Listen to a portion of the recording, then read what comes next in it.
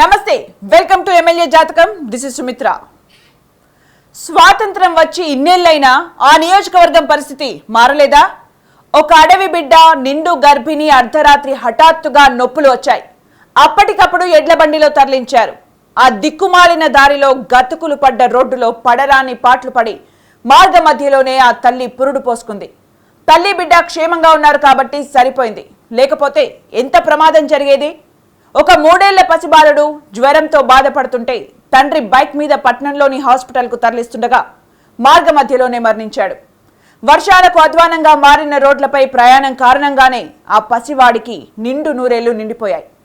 చంద్రమండలం దక్షిణ ధ్రువంపైకి రాకెట్ని ప్రయోగించాం. ప్రపంచంలోనే మొట్టమొదటి దేశంగా కీర్తి గడించాం. కానీ నేల మీద చూస్తే కేంద్ర రాష్ట్ర ప్రభుత్వాల అసమర్థతకు ప్రజలు దిక్కులేని చావులు చేస్తున్నారు. బోధ్ నియోజకవర్గానికి ఎమ్మెల్యేగా ఉన్న రాథోడ్ బాపురావు పదవిలో ఉండి ఏం చేస్తున్నారని ప్రజలు మండిపడుతున్నారు. రాష్ట్ర విభజన తర్వాత జరిగిన 2 ఎన్నికల్లో బీఆర్ఎస్ అభ్యర్థిగా విజయం సాధించిన రాథోడ్ బాపురావు 9.5 ఏళ్లు అధికార పార్టీలో ఉన్నారు. వెనుకబడిన నియోజకవర్గంగా ముద్రపడిన బోధ్ని ఎందుకు ముందుకు తీసుకెళ్లలేకపోయారు? బాపురావు రాథోడ్ అనే నేను శాసనసభ సభ్యునిగా ఎన్నికైనందున శాసనం ద్వారా నిర్మితమైన భారత రాజ్యాంగం పట్ల నిజమైన విశ్వాసం, విధేయత చూపుతానని ప్రమాణం చేస్తున్నాను. బోధ్ నియోజకవర్గంలో హాస్టల్ భవనంలోనే తహసీల్దార్ కార్యాలయం, పోలీస్ స్టేషన్ నిర్వహిస్తున్నారా? 9 ఏళ్లైనా సొంత భవనాలు లేవా? సిట్టింగ్ ఎమ్మెల్యే బాపురావుకి సీఎం కేసీఆర్ ఎందుకు సీట్ ఇవ్వలేదు? సీఎం దత్తత గ్రామంలో అభివృద్ధి జాడ ఏమైనా ఉందా? 9 ఏళ్లు అధికారంలో ఉన్న సిట్టింగ్ ఎమ్మెల్యే పనులేమీ చేయలేదా? పార్టీలో అంతర్గత కుమ్ములాటలతో కొట్టుకుంటున్నారా? గ్రామాల్లో రోడ్లు, డ్రైనేజీలను పట్టించుకోలేదా? రోడ్లపై ప్రవహించే మురుగునీటిని దాటుకుంటూ ప్రజలు అవస్థలు పడుతున్నారా? చుట్టూ జలపాతాలు ఉన్న గుక్కెడు నీరు దొరక్క ప్రజలు అవస్థలు పడుతున్నారా? ఏళ్ల తరబడి రవాణా సౌకర్యం లేక అవస్థలు పడుతున్నారా? రాష్ట్ర విభజన తర్వాత కూడా మోక్షం కలగలేదా? విద్యా వైద్యం అందని ద్రాక్షగానే మిగిలిందా? హామీ ఇచ్చిన సాగునీటి ప్రాజెక్టులు ఎక్కడికి పోయాయి? అర్ధరాత్రి నిండు గర్భిణికి పురిటి నొప్పులొస్తే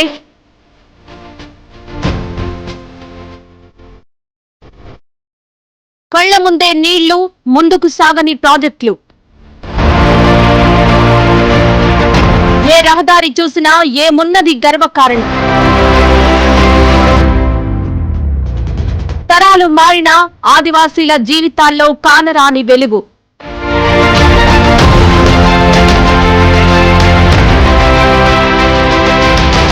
ప్రకృతి అందాలకు నిలయం, చుట్టూ పచ్చని అడవులకు నెలవు. ఒకవైపు కుంతాల జలపాతం, మరోవైపు పొచ్చెర జలపాతం, ఇంకోవైపు గాయత్రి జలపాతం. ఎటు చూసినా గలగలమనే జల సవ్వడ్లతో నిండు కుండలా కనిపించే బోధ్ నియోజకవర్గం. తెలంగాణ రాష్ట్రంలో సహజ సంపదతో కళకళ్లాడే నియోజకవర్గాల్లో ఇది కూడా ఒకటి. మరింత అందమైన ప్రపంచంలోకి వెళితే ఎలా ఉంటుంది? ఆ లోపల కూడా ఇంత గొప్పగా ఉందని భావిస్తున్నారా? అంతా పైన పటారం, లోన లొటారంగా ఉందా? ఒక డిగ్రీ కాలేజీ లేదు, ఒక రవాణా సౌకర్యం లేదు, బస్సు సంగతి దేవుడెరుగు. కనీసం బైకు, ఆటోలు కూడా వెళ్లే పరిస్థితి లేదు. ఇప్పటికీ కూడా ఎడ్లబళ్లే దిక్కుగా మారాయి. స్కాములపై ఉన్న శ్రద్ధ అభివృద్ధిపై లేదని ప్రతిపక్షాలు ఆరోపిస్తున్నాయి. జాలువారుతున్న జలపాతాలు, పచ్చని కొండ కోనలతో విరాజిల్లుతున్న కనీసం పర్యాటక ప్రాంతంగా కూడా అభివృద్ధి చేయడం లేదనే విమర్శలున్నాయి. ఉత్సాహంగా తరలివచ్చే యువతకు మృత్యు కుహరాలుగా జలపాతాలు మారాయి.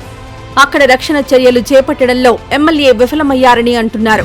మాకు అసలే నీళ్ళు వస్తలేవు. వాగు నీళ్లు తాగి సాగుమంటారా, ఉండమంటారా? ట్యాంకీలో నీళ్ళు వస్తలేవు, మిషన్ బాగా నీళ్ళు వస్తలేవు. 3 కిలోమీటర్ల నుంచి బుద్దికొండకు పోవాలి, తేజపురం పోవాలి, పొచ్చెరకు పోవాలి, నీళ్ళు తేవాలి, నెరడగొండకు పోవాలి. అటో కిరాయి వస్తలేరు పోలే, నీళ్లు మోసుకొని సవ్వమంటారా, ఉండమంటారా మమ్మల్ని? ఇక మా ఊరు లోపల డబుల్ బెడ్రూమ్లు ఒక్కటి కూడా రాలేదు ఇప్పటి వరకు. ఇక మీరు చూసుకున్నట్లయితే మాకు ఇంద్రమ్మ వైఎస్ రాజశేఖర రెడ్డి అయ్యం లోపల కాంగ్రెస్ వాళ్ళు ఇచ్చిన ఇల్లు ఇది, ఇంద్రమ్మ ఇల్లు. టీఆర్ఎస్ ప్రభుత్వం ఏం చేసిందని మాకు? అధికార పార్టీ ఎమ్మెల్యే రాథోడ్ బాపురావు ప్రజల నుంచే కాదు, సొంత పార్టీ నుండి కూడా తీవ్ర విమర్శలు ఎదుర్కొంటున్నారు. కూసంతైనా అభివృద్ధి జరగలేదని అంటున్నారు. ఇది నేను చేశాను, ఇది నా హయాంలో అయిందని చెప్పుకోవడానికి ఏమైనా ఉందా అని ప్రజలు అడుగుతున్నారు. వ్యవసాయ ఆధారిత నియోజకవర్గం అయినప్పటికీ కరత్వాడ ప్రాజెక్టు కాలువల నిర్మాణాన్ని పట్టించుకోలేదు. మధ్యతరహా ప్రాజెక్టు పట్నాపూర్ నుంచి నీళ్లు దిగువకు పోతున్నా దృష్టి సారించలేదు. ఇక లిఫ్ట్ల ద్వారా సాగునీరు అందిస్తానని ఇచ్చిన హామీగానే మిగిలిపోయింది. 2006లో సిరికొండ మండలంలో లక్కంపూర్, చిక్మాన్ ప్రాజెక్టు నిర్వాసితులకు పరిహారం ఇప్పించలేదు. వాళ్లు ఆగ్రహంతో ఉన్నారు. కుప్టి ప్రాజెక్టు హామీ అలాగే మిగిలిపోయిందని ఆరోపణలున్నాయి. ప్రభుత్వ కార్యాలయాలు శిథిలావస్థకు చేరుకున్నాయి. గ్రామాల్లో రోడ్లు లేక రవాణా స్తంభిస్తున్నా ఏనాడు ఎమ్మెల్యే పట్టించుకోలేదని రగిలిపోతున్నారు. రైతులకు మాత్రం మంచిగానే ఉన్నాయి పథకాలు. రైతు బీమా కానీ, రైతు బంధు కానీ, ఈ రుణమాఫీ కూడా అవుతున్నది అంటున్నారు. కానీ కొందరికి వచ్చినాయి, కొందరికి రాలేదు. అవి కూడా మొత్తం అందరికి వస్తే మంచిగా ఉంటుంది. సిద్దిపేట, సిరిసిల్ల, గజ్వేల్ ఎట్లయితే అభివృద్ధి చెందిందో ఇవాళ నా బోత్ నియోజకవర్గం కానీ, నా ఆదిలాబాద్ జిల్లా కానీ అభివృద్ధి మాత్రం అంతంతా మాత్రమే. నా క్వాలిఫికేషన్ వచ్చేసి ఎంఎస్సి బీఈడి. ప్రజెంట్ ఎలాంటి ఉపాధి లేక సెల్ఫ్ ఎంప్లాయ్మెంట్ కింద నేను చిన్న జిరాక్స్ సెంటర్ వేసి అందులో పనిచేస్తున్నాను. గుక్కెడు నీటి కోసం ఇప్పటికీ వాగులు, వంకలే దిక్కవుతున్నాయని మహిళలు వాపోతున్నారు. మిషన్ భగీరథ పనులు నత్తనడకన నడుస్తున్నా ఎమ్మెల్యే పట్టించుకోలేదని ఆవేదన వ్యక్తం చేస్తున్నారు. డ్రైనేజీల నిర్మాణం చేపట్టకపోవడంతో గ్రామాలు కంపు కొడుతున్నాయని అంటున్నారు. ఇప్పటికే అనారోగ్యాలతో విలవిల్లాడుతుంటే వీటికి తోడు ఈ మురుగు కంపు ఒకటని చెబుతున్నారు.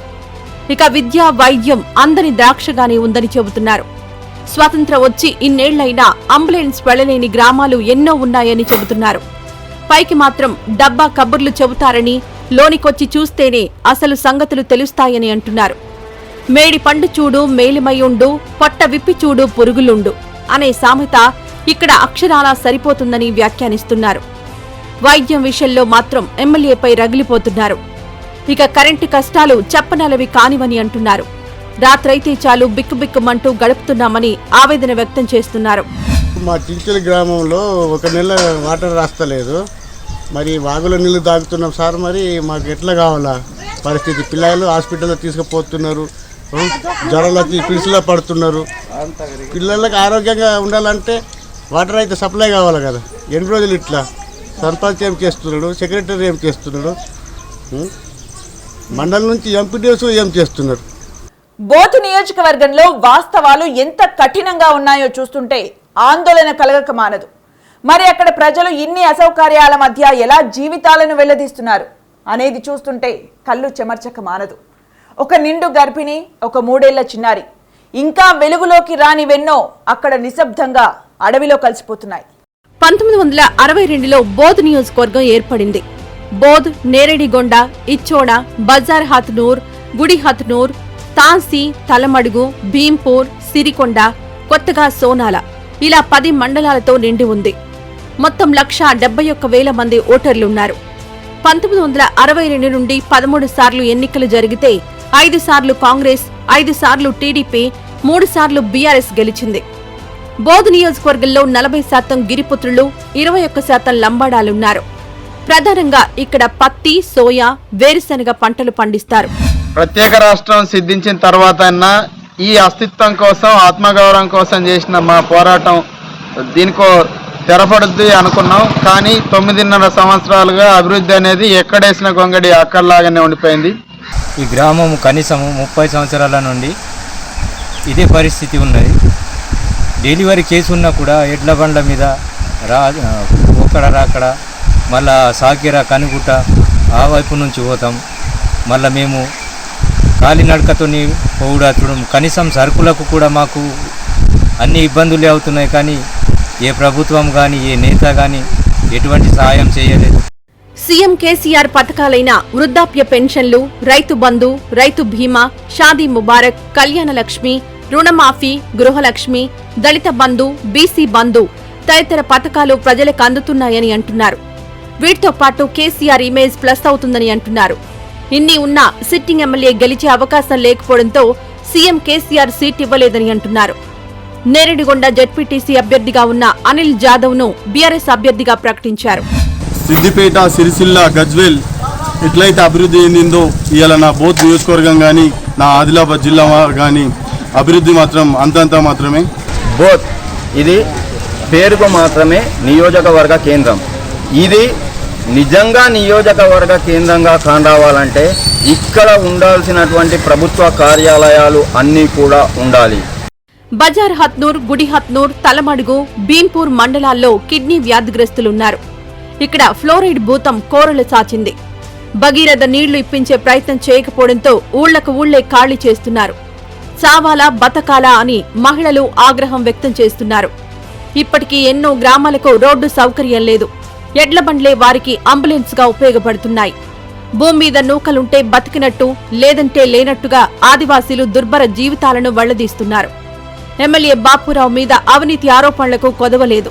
కమిషన్లకు కక్కుర్తి పడ్డారనే విమర్శలు ఎదుర్కొన్నారు. బోధ్ నియోజకవర్గం పేరుకే అన్నట్లుగా మారింది. అసలు ఎవరి కోసం ఇస్తారు రైతు బంధు? దేనికోసం అసలు రైతు బంధు? ప్రతి దానికి సబ్సిడీ ఉంటుండే, ఇప్పుడు సబ్సిడీ లేదు, ఏం లేదు.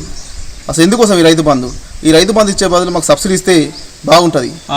రైతు బంధు భూస్వాములకు వాళ్ళకి న్యాయం జరుగుతుంది, రైతులకు కాదు. ప్రభుత్వ ఆఫీసులన్నీ తరలిపోతున్నా ఎవరూ పట్టించుకోవడం లేదు. కొన్ని శిథిలావస్థలో ఉన్నాయి. బోధు నుంచి గెలిచిన ఎమ్మెల్యే స్థానికంగా లేకుండా ఆదిలాబాద్లో ఉండడం వల్లే ఈ దుస్థితి ఏర్పడిందని అంటున్నారు.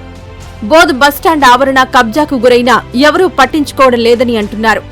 బోధుని రెవెన్యూ డివిజన్ చేయాలని 73 రోజుల నుంచి రిలే నిరాహార దీక్షకు దిగినా పట్టించుకోలేదనే విమర్శలున్నాయి. కోర్టుకి సొంత భవనం లేదు, అద్దె భవనంలో కొనసాగుతోంది. అది కూడా శిథిలావస్థలో ఉంది. 9.5 ఏళ్లుగా హాస్టల్ భవనంలోనే తహసీల్దార్ ఆఫీస్, పోలీస్ స్టేషన్ నడవడం చూస్తుంటే పరిస్థితులు ఎంత దుర్భరంగా ఉన్నాయో తెలుస్తుందని అంటున్నారు. వీళ్లకే దిక్కు దివాణం లేకపోతే ప్రజలనేం చూస్తారని కూడా వ్యాఖ్యానిస్తున్నారు. మాకు 2 పిల్లలు, 2 కోడళ్ళు, 4 మనమలు, నేను ఆ 2 రూములల్లా ఇంద్రమ్మ ఇచ్చిన ఇండ్ల మీదనే పండుకున్నామంటే జాగ లేదు, ఇండ్లు లేవు, మాకు డబుల్ బెడ్రూమ్ లేవు. ఇచ్చోడ మండల కేంద్రం ఏజెన్సీలో ఉండడం వల్ల అక్కడ ప్రజల పరిస్థితి మరింత దుర్భరంగా ఉంది. ఇక్కడ పలు గ్రామాలకు రోడ్లు ఉండడం లేదు. మండల కేంద్రంలో సెంట్రల్ లైటింగ్ సిస్టమ్ ఏర్పాటు చేయకపోవడంతో వీధులన్నీ చీకట్లోనే దర్శనమిస్తున్నాయి. మండలంలో సాగునీరు అందిస్తారని హామీ ఇచ్చినా అది నెరవేరలేదని రైతులు ఆవేదన వ్యక్తం చేస్తున్నారు. బజార్ హత్నూర్ మండలం నుండి 4 సార్లు మంత్రులుగా పనిచేసిన అభ్యర్థులు ఉన్నారు. మండలంలో ఎటువంటి అభివృద్ధి చెందలేదు. మండల కేంద్రానికి 3 కిలోమీటర్ల దూరంలో ఉన్న కొత్తపేట, గిరిజాయి గ్రామాలకు వంతెనలు లేవు. మహారాష్ట్ర నుంచి బోధుకి గంజాయి, కలప స్మగ్లింగ్ జరుగుతున్నా పట్టించుకున్న నాదులు లేరని అంటున్నారు.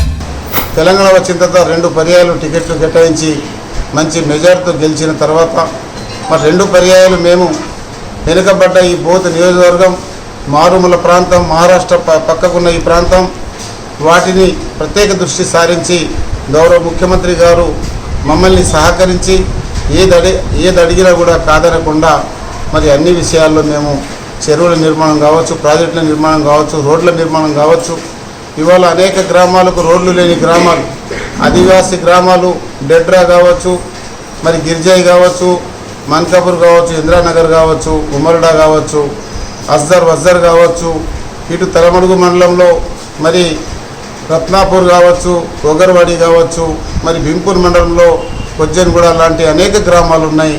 మరి నేడుగొండ మండలంలో కూడా అనేక గిరిజన గ్రామాలు, ఇచ్చోడ మండలంలో కూడా అనేక గిరిజన గూడాలు, తాండాలలో మరి ఈ 50-60 సంవత్సరాల నుంచి ఎవ్వరూ రోడ్డు వేయలేదు. కానీ ఈరోజు మరి దాదాపు 1000 కోట్లతో మరి 10 సంవత్సరాలు మేము రోడ్ల నిర్మాణం చేయడం జరిగింది. ఇది both sitting MLA Bapurao progress report. అధికార పార్టీలో ఉండి ఆయనేమీ చేయలేకపోవడం ఆశ్చర్యం కలిగిస్తోంది. ఆయన్ని నమ్మి 2 సార్లు ప్రజలు గెలిపించారు. ఓట్లేసి పట్టం కట్టిన ప్రజలు కళ్ల ముందే కష్టాలు పడుతుంటే చేష్టలుడికి చూస్తూ ఉండిపోయారు. బహుశా అందువల్లే సీఎం కేసీఆర్ మార్చేశారని అంటున్నారు. ఇది నిజంగా బోత్ ఎమ్మెల్యే బాపురావు స్వయం కృతాపరాధం అనే చెప్పాలి.